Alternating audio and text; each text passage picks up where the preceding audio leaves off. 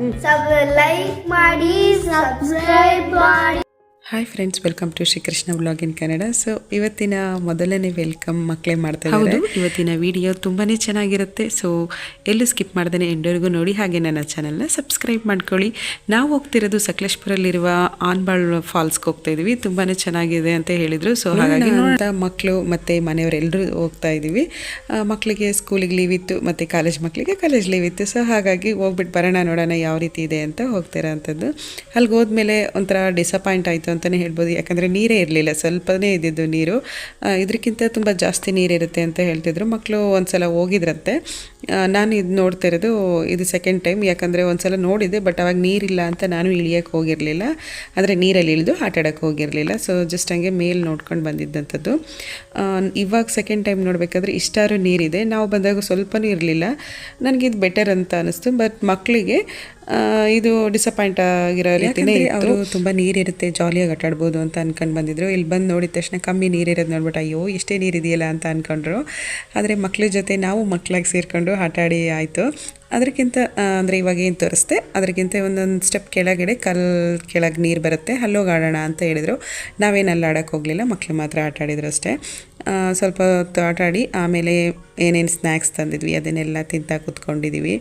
ಇಲ್ಲಿ ಸ್ನ್ಯಾಕ್ಸ್ ಎಲ್ಲ ತಿನ್ಕೊಂಡು, ಐಸ್ ಕ್ರೀಮ್ ತಿನ್ಕೊಂಡು, ನೀರೆಲ್ಲ ಆಟಾಡಿ ಹೊರಟ್ವಿ. ಮತ್ತು ಹಾಸನ್ಗೆ ಹೊರಟಾಗಿ ತಿರ್ಗಾ ಹಾಸನ್ಗೆ ಹೋಗಬೇಕಾದ್ರೆ ಪಾಳ್ಯದ ಹತ್ರ ನಂದನ್ ನರ್ಸರಿ ಬರುತ್ತೆ. ಸೊ ತುಂಬ ಗಿಡಗಳು ಇಷ್ಟು ಚೆನ್ನಾಗಿದೆ ಅಂದರೆ ತುಂಬಾ ಚೆನ್ನಾಗಿದೆ. ಸೊ ಹೋಗಿ ನೋಡ್ಕೊಂಡು ಬರೋಣ ಅಂತ ಹೋಗಿದ್ವಿ. ಬಟ್ ಒಂದೊಂದು ಗಿಡಕ್ಕೂ ಹೆವಿ ರೇಟ್ ಇದೆ, ತುಂಬ ಕಾಸ್ಟ್ಲಿ ಗಿಡಗಳು. ಮತ್ತು ಎಲ್ಲ ಥರದ ಗಿಡಗಳನ್ನೂ ಇಟ್ಕೊಂಡಿದ್ದಾರೆ. ದಾಸವಾಳದಲ್ಲಿ ತುಂಬ ವೆರೈಟಿ ಇಟ್ಕೊಂಡಿದ್ರು. ಅವು ಅರಳಿದ್ದು ನೋಡಿದ್ರೇ ಗಿಡ ತೊಗೋಬೇಕು ಅನ್ನೋ ಆಸೆ ಬರ್ತಿತ್ತು. ಆದರೆ ಅವ್ರು ಹೇಳಿದ ರೇಟಿಗೆ ಗಿಡ ತೊಗೊಳ್ಳೇಬಾರ್ದು ಅಂತ ಅನಿಸ್ತಿತ್ತು. ಯಾಕಂದರೆ ಒಂದು ಗಿಡಕ್ಕೆ 300 ಮೇಲೆ ರೇಟ್ ಹೇಳ್ತಿದ್ರು, ತುಂಬ ಜಾಸ್ತಿ ಇತ್ತು. ನಾವೇನು ಅಲ್ಲಿ ತಗೊಳಕ್ಕೆ ಹೋಗಲಿಲ್ಲ, ಜಸ್ಟ್ ನೋಡ್ಕೊಂಡು ವಾಪಸ್ ಬಂದ್ವಿ. ಹಾಗೆ ಬರ್ತಾ ಇರೋ ನರ್ಸರಿ ಬೈರಾಪುರದ ಹತ್ರನೇ ಇದೆ. ಈ ನರ್ಸರಿ ಹೆಸರು ಲಕ್ಷ್ಮೀ ನರ್ಸರಿ ಅಂತ. ನಮಗೆ ಕೈಗೆಟ್ಕೋ ಅಂತ ರೇಟಲ್ಲಿದೆ. ಪರವಾಗಿಲ್ಲ, ತುಂಬ ಚೆನ್ನಾಗಿ ವೆರೈಟಿ ಗಿಡಗಳನ್ನ ಇಟ್ಕೊಂಡಿದ್ರು. ತುಂಬ ಚೆನ್ನಾಗಿತ್ತು. ನನ್ನ ತಂಗಿ 1-2-3 ಗಿಡನ ತೊಗೊಂಡ್ಲು. ನಾನು ಬೆಂಗಳೂರಿಗೆ ತೊಗೊಂಡು ಹೋಗ್ತೀನಿ ಅಂತ ಹೇಳಿ. ಹಾಗೆ ನಮ್ಮ ಅಕ್ಕಂದಿರು 1-2-3 ಗಿಡನ ತೊಗೊಂಡ್ರು. ಮತ್ತು ನಾನೇನು ತೊಗೊಳಕ್ಕೆ ಹೋಗಲಿಲ್ಲ. ನಾನು ತುಂಬ ದಿನ ಇದ್ದೋಗೋದ್ರಿಂದ ಬೇಡ, ನೋಡೋಣ ಚೆನ್ನಾಗಿ ಇದ್ದರೆ ಹೋಗ್ಬೇಕಾದ್ರೆ ಪಾಂಡಿಚೇರಿಗೆ ತಿರ್ಗಾ ಹೋಗ್ಬೇಕಾದ್ರೆ ತೊಗೊಂಡ್ರೆ ಆಗುತ್ತೆ ಅಂತ ನಾನು ಯಾವುದೇ ಗಿಡನ ತೊಗೊಳಕ್ಕೆ ಹೋಗಲಿಲ್ಲ. ನನ್ನ ತಂಗಿ 4-5 ಗಿಡನ ತೊಗೊಂಡ್ಲು. ಯಾಕಂದರೆ ಅವಳಿಗೆ ಗಿಡಗಳ ಬಗ್ಗೆ ಭಾಳ ಚೆನ್ನಾಗಿ ಗೊತ್ತು. ಮತ್ತು ಅದರ ಚಾನಲ್ ಕೂಡ ಇದೆ ಅವಳದು. ಯೂಟ್ಯೂಬ್ ಚಾನಲ್ ಕೂಡ ಇದೆ ಅವಳದು. ಗಿಡಗಳ ಬಗ್ಗೆ ತುಂಬ ಚೆನ್ನಾಗಿ ಹೇಳ್ತಾಳೆ. ಸೊ ವಿಭಾರ್ಗಿ ಗೌಡ ಅಂತ ಯೂಟ್ಯೂಬ್ ಚಾನಲ್ ಇಟ್ಕೊಂಡಿದ್ದಾಳೆ. ಹಾಗಾಗಿ ಅವಳು ಗಿಡಗಳನ್ನ ಯಾವುದಾದ್ರೂ ಗಿಡನ ತಗೊಂಡೋದ್ರೆ ಅದನ್ನು ಯಾವ ರೀತಿ ಕೇರ್ ಮಾಡೋದು ಮತ್ತು ಹೇಗೆ ಅದನ್ನು ಕಾಪಾಡ್ಕೊಳ್ಳೋದು ಅಂತ ಅವಳಿಗೆ ತುಂಬ ಚೆನ್ನಾಗಿ ಗೊತ್ತು. ನನಗೇನು ಅನಿಸುತ್ತೆ ಅಂದರೆ, ನಾನು ಅಲ್ಲಿಂದ ಇಲ್ಲಿಗೆ ವಾಪಸ್ ತರೋ ಅಷ್ಟರಲ್ಲಿ ಫುಲ್ಲು ಹೋಗ್ಬಿಟ್ಟಿರುತ್ತೆ. ಮತ್ತು ಇಲ್ಲಿ ವೆದರ್ಗೆ ಹೊಂದ್ಕೋಬೇಕು. ಮತ್ತು ಇಲ್ಲಿ ಉಪ್ಪು ಮಣ್ಣಾಗಿರೋದ್ರಿಂದ ಕೆಲವೊಂದು ಬರುತ್ತೆ, ಕೆಲವೊಂದು ಬರಲ್ಲ. ಸೊ ಹಾಗಾಗಿ ಅವಳ ಹತ್ರನೇ ಕೆಲವೊಂದು ಗಿಡಗಳನ್ನ ನಾನು ಇಸ್ಕೊಂಡು ಬರ್ತೀನಿ. ಇಲ್ಲಾಂದರೆ ನಮ್ಮ ಅಮ್ಮ ಹಾಕಿರ್ತಾರಲ್ಲ ಅಲ್ಲಿಂದ ತೊಗೊಂಡು ಬರ್ತೀನಿ. ಆಸೆಗೆ ಅಂತ ನರ್ಸರಿಗೆ ಹೋದಾಗ ನೋಡೋಕೆ ಅಲ್ಲಿ ಒಳ್ಳೊಳ್ಳೆ ಗಿಡ ಹಾಕಿರ್ತಾರಲ್ಲ, ಅದನ್ನು ನೋಡ್ತಾ ಇದ್ರೆ ಯಾರಿಗೆ ತಾನೇ ಗಿಡ ತಗೋಬೇಕು ಅಂತ ಆಸೆ ಆಗಲ್ಲ. ಆ ಆಸೆಗೆ ಒಂದು ಗಿಡ ತಗೋಬೇಕು. ನರ್ಸರಿಲಿ ರೋಸ್ ಪ್ಲ್ಯಾಂಟ್ ತುಂಬ ಇತ್ತು, ಮತ್ತು ಹ್ಯಾಂಗಿಂಗ್ ಪ್ಲ್ಯಾಂಟ್ ತುಂಬ ಇತ್ತು. ಅದಲ್ಲದೆ ಸರ್ಕ್ಯುಲೆಂಟ್ ಪ್ಲ್ಯಾಂಟು ತುಂಬಾ ಇತ್ತು. ನನಗಂತೂ ಈ ಗಿಡ ತುಂಬಾ ಇಷ್ಟ ಆಯಿತು. ಇವಾಗ ತೋರಿಸ್ತಿದ್ದೀನಲ್ಲ, ಇದೊಂದು ತುಂಬ ಇಷ್ಟ ಆಯಿತು. ನನಗೆ ಹ್ಯಾಂಗಿಂಗ್ ಪಾಟ್ ಅಂದರೆ ತುಂಬ ಇಷ್ಟ. ಬಟ್ ಇಲ್ಲಿ ಬರೋದೇ ಇಲ್ಲ, ಅದೇ ಬೇಜಾರು. ತುಂಬ ಗಿಡಗಳು ತಂದು ಹಾಕಿರ್ತೀನಿ, ಒಂದು ಸ್ವಲ್ಪ ಬರೋ ಥರ ಇರುತ್ತೆ ಮತ್ತು ಹೋಗ್ಬಿಡುತ್ತೆ. ಈ ಥರದ್ದು ನನ್ನ ಹತ್ರ ಒಂದು 5 ಕಲರ್ ಇದೆ ಈ ಥರದ ಗಿಡದಲ್ಲಿ. ಮತ್ತು ಈ ಥರದ್ದೆಲ್ಲ ತೊಗೊಂಡೋಗಿ ಹಾಕಿದ್ದೆ ನಾನು. ಬಟ್ ಬರಲಿಲ್ಲ, ಎಲ್ಲ ಹಳಗಿ ಹಂಗಂಗೆ ಒಂಥರ ಯೆಲ್ಲೋ ಕಲರ್ ಆಗಿ ಹಾಳಾಗೋಯ್ತು.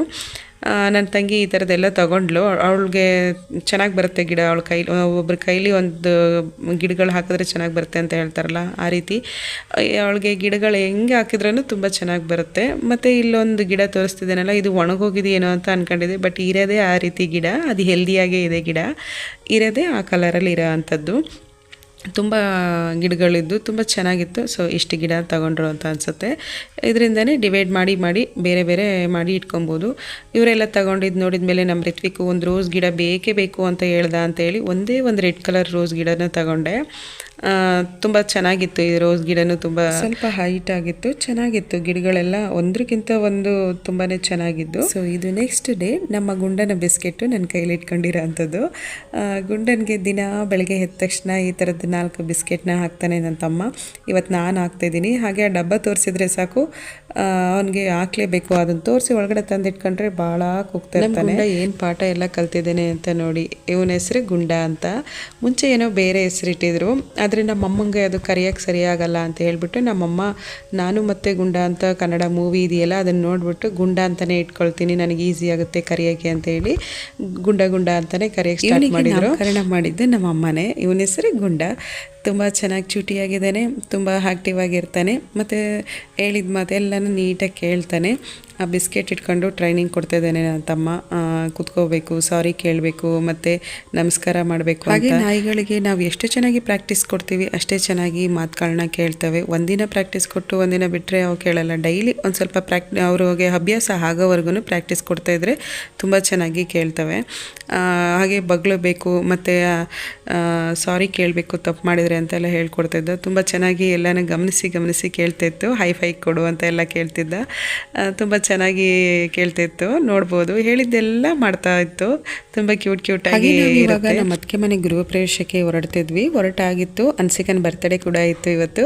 ಅವ್ರ ಮನೆ ಗೃಹ ಪ್ರವೇಶ ಮುಗಿಸ್ಕೊಂಡು ಅವಳ ಬರ್ತಡೇಗೆ ಸೆಲೆಬ್ರೇಷನ್ ಮಾಡೋಕ್ಕೆ ಬರಬೇಕು, ಅದನ್ನೇ ಹೇಳ್ತಾ ಕೂತ್ಕೊಂಡಿದ್ಲು. ಹಾಗೆ ಹಿಂದೆ ಬಟ್ಟೆಗಳೆಲ್ಲ ಹರಿವಿದೆ, ಮತ್ತು ಕಂಬಿ ಮೇಲೆಲ್ಲ ಬಟ್ಟೆ ಹಾಕಿದ್ವಿ. ಏನು ತಪ್ಪು ತಿಳ್ಕೊಳಕ್ಕೆ ಹೋಗ್ಬೇಡಿ, ಯಾಕಂದರೆ ಮಳೆ ಬಂದಿತ್ತು ಅಂತ ಮಕ್ಕಳು ಬಟ್ಟೆ ಎಲ್ಲ ಒಣಗಿರಲಿಲ್ಲ ಅಂತ ನಮ್ಮಮ್ಮ ಹಂಗೆ ಹಾಕಿದ್ದಾರೆ. ಹಾಗೆ ಇವಾಗ ಇಬ್ಬರು ಹೊರಟಾಯಿತು. ಅನ್ಸಿಕಂದು ಅದೇ ಬರ್ತಡೇ ಡ್ರೆಸ್ಸು ನಾವು ಹಾಸನಿಗೆ ಬಂದು ತೆಕ್ಕೊಟ್ಟಿದ್ದೆ. ನಾನು ನನ್ನ ತಂಗಿ ಒಂದೇ ಕಲರಲ್ಲಿ ಸೀರೆ ಹಾಕ್ಕೊಂಡಿದ್ದೀವಿ. ಹಾಗೆ ಹನ್ಸಿಕ ಮತ್ತು ಭಾರ್ಗವಿ ಒಂದೇ ಥರ ಡ್ರೆಸ್ ಹಾಕ್ಕೊಂಡಿದ್ರು. ತುಂಬ ಚೆನ್ನಾಗಿ ಮುದ್ದಾಗಿ ಕಾಣಿಸ್ತಿದ್ರು. ಇಬ್ಬರು ಒಂದೇ ಥರ ಡ್ರೆಸ್ ಹಾಕಿದ್ರು. ಫೈನಲ್ ಆಗಿ ನಾವು ಈ ರೀತಿ ರೆಡಿಯಾಗಿದ್ವಿ. ನಮ್ಮ ಭಾರ್ಗವಿ ಅಂತೂ ಫುಲ್ ಖುಷಿ. ಅವಳಿಗೆ ವಿಡಿಯೋ ಮಾಡ್ತಾಯಿದ್ದೀನಿ ಅಂದರೆ ಸಾಕು ಡ್ಯಾನ್ಸ್ ಸ್ಟಾರ್ಟ್ ಮಾಡ್ತಾಳೆ. ತುಂಬ ಚೆನ್ನಾಗಿ ಡ್ಯಾನ್ಸ್ ಮಾಡ್ತಾಳೆ, ಫುಲ್ ಖುಷಿ. ನಮ್ಮಮ್ಮ ಬರ್ತಾ ಇರಲಿಲ್ಲ. ಹಾಗೆ ಮನೇಲಿ ಹಸು ಎಲ್ಲ ಇತ್ತಲ್ವ, ಸರಿ ನೋಡ್ಕೊಬೇಕು, ನೀವು ಹೋಗ್ಬಿಟ್ಟು ಬನ್ನಿ ಅಂತ ಹೇಳಿದರು. ನಮ್ಮಮ್ಮ ಬರಲಿಲ್ಲ. ನೋಡಿ ನಮ್ಮ ಮಕ್ಕಳು ಎಷ್ಟು ಜೋಶಲ್ಲಿ ರೆಡಿಯಾಗಿದ್ದಾರೆ ಅಂತ. ರಿತ್ವಿಕ್ಗೂ ಸೇಮ್ ಇದೇ ಪಂಚೆ ಶರ್ಟ್ ಇತ್ತು. ಬಟ್ ಏನಾಗಿತ್ತು ಅಂದರೆ ಅವ್ನ ಶರ್ಟ್ ಗುಡ್ಡಾಗಿತ್ತು, ವಾಪಸ್ ಚೇಂಜ್ ಮಾಡಬೇಕಿತ್ತು ಆ ಬಟ್ಟೆನ. ಹಾಕೊಂಡ್ರೆ ಮತ್ತೇನು ಚೇಂಜ್ ಮಾಡೋಕ್ಕಾಗಲ್ವಲ್ಲ. ಸೊ ಫಂಕ್ಷನ್ಗೆ ಹೋಗಿ ಬಂದು ಚೇಂಜ್ ಮಾಡಿದ್ರಾಗುತ್ತೆ ಅಂತ ಹಾಗೆ ಇಟ್ಟಿದ್ವಿ. ಸೊ ಅವನು ಈ ಥರ ಡ್ರೆಸ್ನ ವೇರ್ ಮಾಡಿ. ನಮ್ಮ ಅತ್ತಿಗೆ ಮನೆ ಗೃಹ ಪ್ರವೇಶ ಇರೋದು ಮಗ್ಗೆ ಹತ್ರ ಹೊಸಪಟ್ಟಣ ಅಂತ ಊರು. ಸೊ ಅಲ್ಲಿರೋದು. ಆಲೂರು ರೂಟಲ್ಲಿ ಹೋಗಬೇಕು. ಆಲೂರು ರೂಟಲ್ಲಿ ಹೋಗ್ಬೇಕಾದ್ರೆ ನನಗೆ ಯಾವ ದೇವಸ್ಥಾನ ಇದೆ ಸರಿ ಅನ್ಸಿಕಂದು ಇವತ್ತು ದೇವಸ್ಥಾನಕ್ಕೆ ಕರ್ಕೊಂಡು ಹೋಗ್ಬೇಕಲ್ಲ ಅನ್ಸಿಕನ ಅಂತ ನೋಡಿದಾಗ ವಿಜಯದುರ್ಗ ದೇವಸ್ಥಾನ ನೆನಪಾಯಿತು. ಸೊ ಅಲ್ಲಿಗೆ ಹೋಗಿ ಅವಳ ಹೆಸರಲ್ಲಿ ಒಂದು ಅರ್ಚನೆ ಮಾಡಿಸ್ಕೊಂಡು ಹುಟ್ಟಿದ್ದೀನ ಅಲ್ವಾ ಅಂತ ಹೇಳಿ ಅರ್ಚನೆ ಎಲ್ಲ ಮುಗಿಸ್ಕೊಂಡು ಮಕ್ಕಳು ಎಲ್ಲ ಹೋಗಿ ಬೇಗ ಹೋಗಬೇಕು ಅಂತ ಬಂದ್ವಿ. ಸ್ವಲ್ಪ ಟೈಮ್ ಆಗಿತ್ತು, ಅವ್ರ ಹೊಸ ಮನೆಗೆ ಹೋಗೋ ಅಷ್ಟರಲ್ಲಿ ಸ್ವಲ್ಪ ಟೈಮ್ ಆಗೋಗ್ಬಿಟ್ಟಿತ್ತು. ನಾವು ದೇವಸ್ಥಾನಕ್ಕೆಲ್ಲ ಬಂದ್ವಲ್ಲ, ಸೊ ಹಾಗಾಗಿ ಟೈಮ್ ಆಗಿತ್ತು. ಮತ್ತು ಈ ದೇವಸ್ಥಾನ ಬಗ್ಗೆ ಹೇಳಬೇಕು ಅಂತಂದರೆ ತುಂಬ ಚೆನ್ನಾಗಿ ಕ್ಲೀನ್ ಆ್ಯಂಡ್ ನೀಟಾಗಿ ಮೇಂಟೈನ್ ಮಾಡಿದ್ದಾರೆ. ತುಂಬ ಕಾಮಾಗಿತ್ತು ದೇವಸ್ಥಾನ. ಸೊ ಹೊರಗಡೆಯಿಂದ ನೋಡೋಕ್ಕೆ ಈ ರೀತಿ ಲುಕ್ಕಲ್ಲಿದೆ. ತುಂಬ ಚೆನ್ನಾಗಿದೆ ದೇವಸ್ಥಾನ. ಸುತ್ತಮುತ್ತ ಎಲ್ಲ ತುಂಬಾ ಗ್ರ್ಯಾಂಡಾಗಿದೆ. ನಾವು ಅರ್ಚನೆ ಎಲ್ಲ ಮುಗಿಸ್ಕೊಂಡು ಗೃಹ ಪ್ರವೇಶಕ್ಕೆ ಹೋದ್ವಿ. ಮನೆ ವಿಡಿಯೋ ಏನೂ ಕ್ಯಾಪ್ಚರ್ ಮಾಡೋಕ್ಕಾಗಲಿಲ್ಲ. ಆಲ್ರೆಡಿ ಅಷ್ಟು ನೆಂಟರೆಲ್ಲ ಬಂದಿದ್ದರು, ತುಂಬ ನೆಂಟರಿದ್ದರಿಂದ ನಾನೇನು ವೀಡಿಯೋ ಮಾಡೋಕ್ಕೆ ಹೋಗಲಿಲ್ಲ. ಡೈರೆಕ್ಟು ಮನೆಗೆ ಹೋದ್ವಿ. ಪೂಜೆ ಮುಗಿಸ್ಕೊಂಡು ಸತ್ಯನಾರಾಯಣ ಪೂಜೆ ಎಲ್ಲ ಮಾಡಿದರು. ಸೊ ಅದನ್ನೆಲ್ಲ ಪ್ರಸಾದ ಇಸ್ಕೊಂಡು ಮುಗಿಸ್ಕೊಂಡು ಡೈರೆಕ್ಟ್ ನಾವು ಊಟಕ್ಕೆ ಹೋಗಿ ಕೂತ್ಕೊಂಡ್ವಿ. ಸೊ ಇಷ್ಟು ಮಾತ್ರ ಕ್ಯಾಪ್ಚರ್ ಮಾಡೋಕ್ಕೆ. ಹಾಗೆ ಗೃಹಪ್ರವೇಶಕ್ಕೆ ಬರೋಕ್ಕಿಂತ ಮುಂಚೆ ಹಾಲೂರಲ್ಲೇ ಕೇಕ್ನ ಆರ್ಡರ್ ಕೊಟ್ಟು ಬಂದಿದ್ವಿ. ಫಂಕ್ಷನ್ ಎಲ್ಲ ಮುಗಿಸ್ಕೊಂಡು ಹೋಗ್ಬೇಕಾದ್ರೆ ತೊಗೊಂಡೋದ್ರಾಗುತ್ತೆ ಅಂತ. ಈ ಸಲ ತುಂಬ ಸಿಂಪಲ್ ಆಗಿ ಬರ್ತಡೇ ಸೆಲೆಬ್ರೇಷನ್ ಮಾಡ್ಕೊಂಡಿದ್ದಾಯಿತು. ಕೇಕ್ನು ತೊಗೊಂಡು ಹೋಗಿ ಅವಳ ಬರ್ತಡೇನ ಸೆಲೆಬ್ರೇಷನ್ ಮಾಡಿದ್ವಿ. ವರ್ಷ ರಜೆ ಟೈಮಲ್ಲೇ ಬರುತ್ತೆ. ಒಂದು 3 ವರ್ಷ ನಮ್ಮ ಅಮ್ಮನ ಮನೇಲೇ ಬರ್ತಡೇ ಸೆಲೆಬ್ರೇಷನ್ ಮಾಡ್ಕೊಂಡಿದ್ದಾಳೆ ಅವಳು. ಮತ್ತು ಸ್ಕೂಲ್ಗೂ ಅಷ್ಟೇ, ಫ್ರೆಂಡ್ಸಿಗೆ ಯಾರಿಗೂ ಚಾಕ್ಲೇಟ್ ಕೊಡೋಕ್ಕಾಗಲ್ಲ ಅಂತ ತುಂಬ ಫೀಲ್ ಮಾಡ್ತಾ ಇರ್ತಾಳೆ. ನಿಮಗೆ ಇಷ್ಟ ಇದ್ದರೆ ನನ್ನ ಚಾನಲ್ನ ಸಬ್ಸ್ಕ್ರೈಬ್ ಮಾಡ್ಕೊಳ್ಳಿ. Thank you for watching the video.